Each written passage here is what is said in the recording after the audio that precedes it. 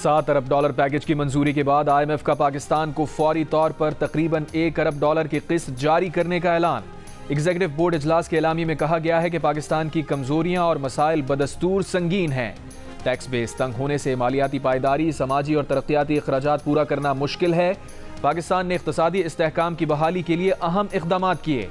IMF की managing director Kristalina Georgieva के मुताबिक पाकिस्तान ने खुद अपनी मुतारिफ कराई हुई इस्लाहात की, जिसके समरात मिल रहे हैं। मईशत दुरुस्त समत में जा रही है।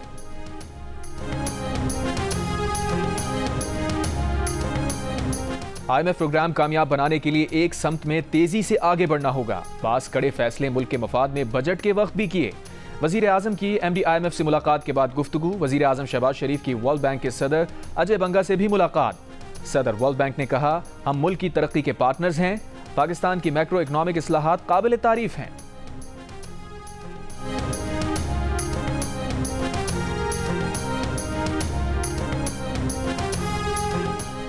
पाकिस्तान के लिए IMF का प्रोग्राम अगले 3 साल का है। IMF एग्जीक्यूटिव बोर्ड की मंजूरी मौजूदा हुकूमत की पॉलिसियों की तौसीक है।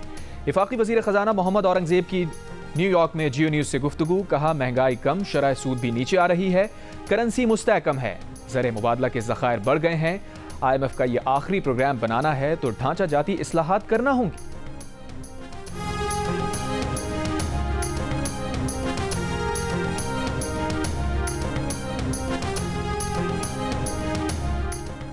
IMF मुआहदे पर पाकिस्तान स्टॉक एक्सचेंज में कारोबार का मस्बत आगाज। कारोबार के दौरान 100 इंडेक्स में 650 से जायद पॉइंट्स का इजाफा। इंडेक्स 82,660 पॉइंट से ऊपर।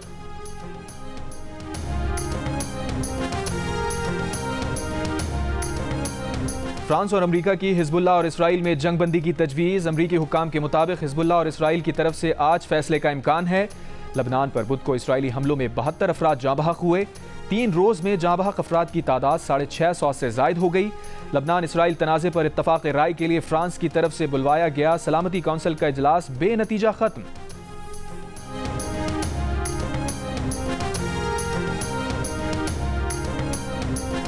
तोशाखाना केस 2 में बानी PTI और बुशरा बीबी की दरखास्त जमानत पर समाअत कुछ देर बाद होगी। स्पेशल जज सेंट्रल शाहरुख अर्जुमन समाअत के लिए अडियाला जेल पहुंच गए। पिछली समाअत पर बानी PTI बुशरा बीबी को चलान की नकूल दे दी गई थी।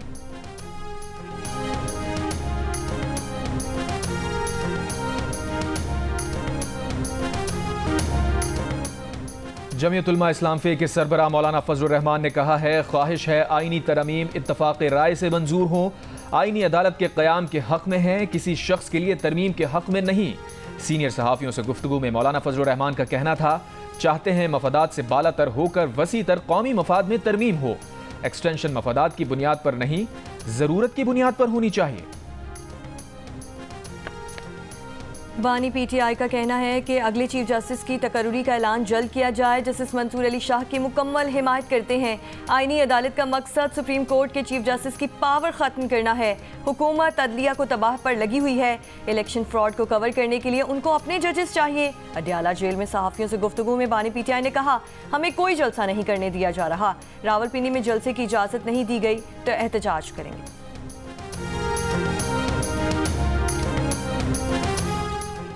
लाहौर में अहम शख्सियत के बेटे को नाके पर रोकने पर 3 पुलिस अफसरान को हटा दिया गया। ज़राए के मुताबिक PTI जलसे के रोज रिंग रोड पर आरिफ शहीद इंटरचेंज के करीब कंटेनर लगाकर रास्ता बंद किया गया था। अहम शख्सियत के बेटे ने कंटेनर हटाकर गुजरने की कोशिश की थी। तर्जुमान पंजाब पुलिस के मुताबिक इंक्वायरी में 3 अफसरान मुलविस पाए गए। इंक्वायरी DIG ओहदे के अफसर ने की। पुलिस अफसरान ने शहरी के साथ बदतमीजी की थी।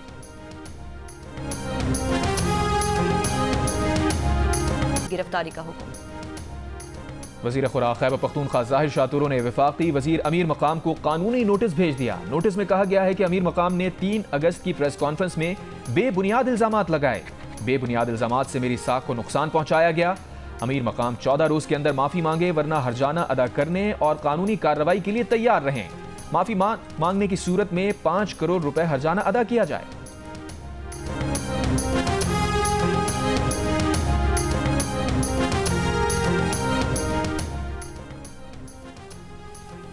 खैबर में सखीपुल पुलिस चेक पोस्ट पर दहशतगर्दों का हमला। पुलिस के मुताबिक भरपूर जवाबी कार्रवाई पर दहशतगर्द फरार हुए, कोई जानी नुकसान नहीं हुआ। मुल्तान की मरकजी शाहराह मुल्तान बिहाड़ी रोड तवील अरसे से टूट फूट का शिकार। हालिया बारिशों के बाद हालत मजीद खराब। हादसात मामूल बन गए, कोई पूछने वाला नहीं। शुमाली वजीरिस्तान में पाक अफगान बॉर्डर के गुलाम खान आमदोरफ्त के लिए खोल दिया गया। डिप्टी कमिश्नर के मुताबिक 5 दिन कबल सरहद पर 2 तरफा फायरिंग के बायस बॉर्डर बंद किया गया था। पाक अफगान सरहद पर खड़ी सैकड़ों माल बरदार गाड़ियां चल पड़ी।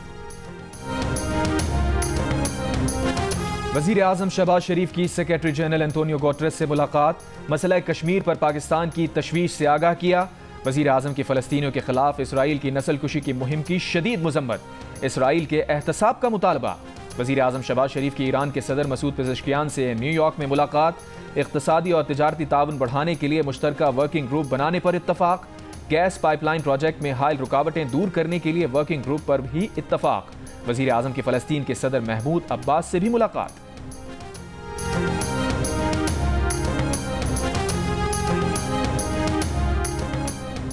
फ्रांस के सदर एमानुएल मैक्रोन ने कहा है कि इसराइल को दिफा का हक हासिल है, लेकिन गजा जंग बहुत तवील हो गई है और गजा में बहुत ज़्यादा शहरी बिला जवाब मारे गए। अक़वाम मुत्तहिदा जनरल असम्बली इजलास खिताब में कहा कि लबनान में जंग नहीं होनी चाहिए। बरतानवी वज़ीर ख़ारजा ने कहा कि मुकम्मल जंग इसराइल और लबनान दोनों के मफाद में नहीं।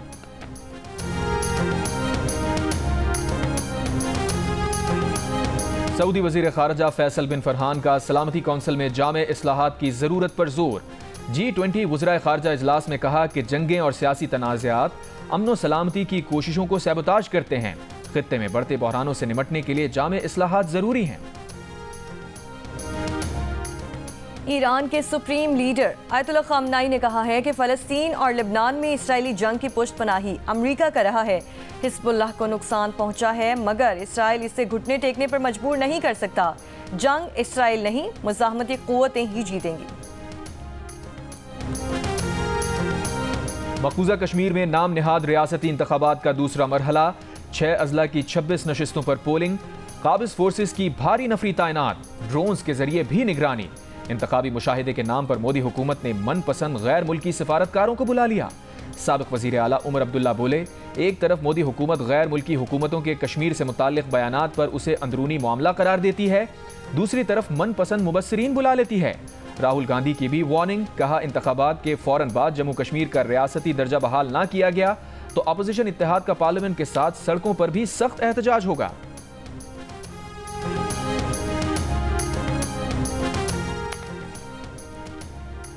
अमेरिका का यूक्रेन को $375 मिलियन इजाफी फौजी इमदाद देने का ऐलान। फौजी इमदाद में रॉकेट, गाड़ियां, क्लस्टर बम और मिसाइल भी शामिल। रूस के सदर व्लादिमीर पुतिन ने मगरबी ममालिक को खबरदार किया है कि दुश्मन ने अगर ऐसे रिवायती हथियार भी इस्तेमाल किए जिनसे रूस या बेलारूस की सलामती को खतरा हुआ तो मॉस्को न्यूक्लियर हथियार इस्तेमाल करने से गुरेज नहीं करेगा। न्यूक्लियर हथियार रूस और उसके अवाम के तहफ़्फ़ुज़ की अहम ज़मानत है।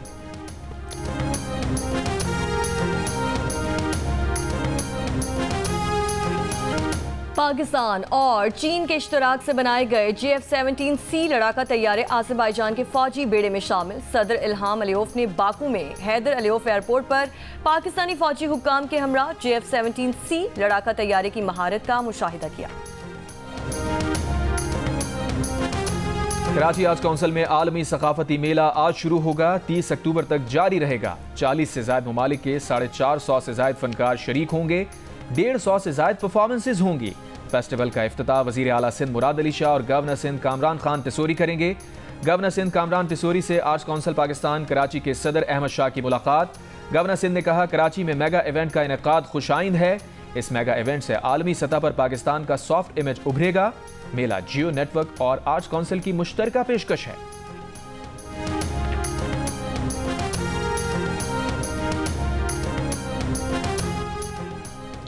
World youth champion boxer Pakistan के उस्मान वजीर और भारत के कमलदीप सिंह के दरमियान फाइट आज थाईलैंड में होगी।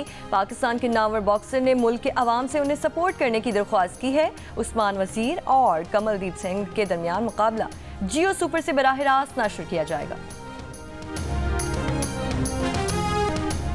और आज से मुल्क के मुख्तलिफ इलाकों में तेज हवाओं और गरज चमक के साथ बारिश की पेशगोई। महकमा मौसमियात के 1 अक्टूबर तक इस्लामाबाद, पंजाब, खैबर पख्तूनख्वा, गिलगित बल्तिस्तान और कश्मीर में बारिश का इम्कान। सिंध में आज से हफ्ते के दौरान मीरपुर खास, थरपारकर, उमरकोट और गिरदोनवा में बारिश हो सकती है।